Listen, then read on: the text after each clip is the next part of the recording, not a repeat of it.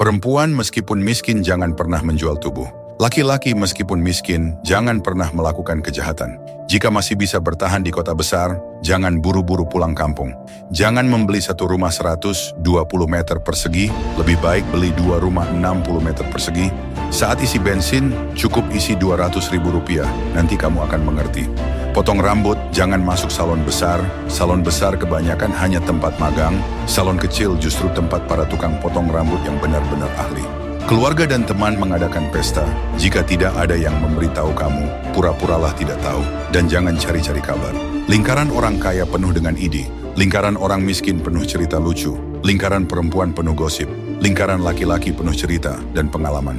Saya ceritakan satu kisah, setelah mendengar kamu akan mengerti. Ada seorang buruh yang merantau jauh dari rumah. Ia membeli lotre dan memenangkan 10 miliar rupiah.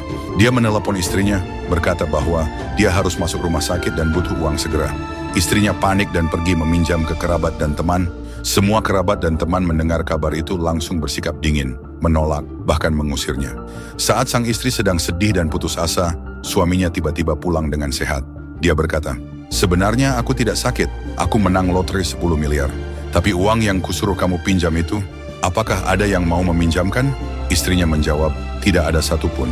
Suami itu berkata, "Bagus, kali ini putus hubungan saja. Kita lihat nanti, siapa di antara mereka yang masih punya muka datang meminta pinjaman lagi." Di tempat yang tidak ada lampu jalan, malam hari di mana-mana ada binatang buas. Ingatlah, sebelum merencanakan sesuatu, pelajarilah dulu manusianya. Jika kamu tidak memahami sifat manusia, kamu tidak akan pernah berada di posisi tak terkalahkan. Suatu hari putri seorang pria kaya bertanya, "Ayah, menantu ayah itu di semua aspek sangat hebat. Kenapa ayah tidak mempromosikannya?" Pria kaya itu berkata, "Justru karena dia terlalu hebat, ayah khawatir kamu tidak mampu mengendalikannya.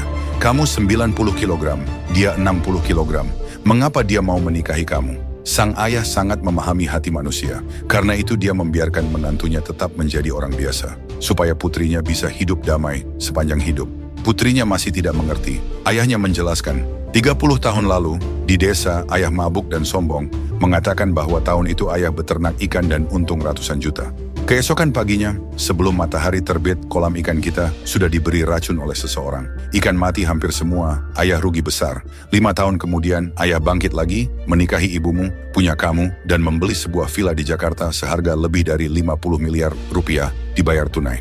Ayah tidak memposting apapun di media sosial, bahkan tidak memberitahu kakek nenekmu. Kerabat dan teman bertanya, "Bisnis sekarang bagaimana?"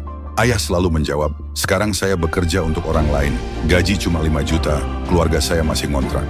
Kerabat dan teman mendengar itu semua sangat senang di dalam hati. Barulah sang putri benar-benar tersadar. Kamu kaya akan dibenci, kamu miskin akan diremehkan. Di depan orang yang kamu kenal, jangan pamer kekayaan, itu mengundang iri dan masalah. Di depan orang asing, jangan tampil miskin, karena dunia hanya menghargai yang terlihat pantas. Ingatlah selalu, kekayaan terletak pada cara berpikir, bukan pada kerja keras fisik.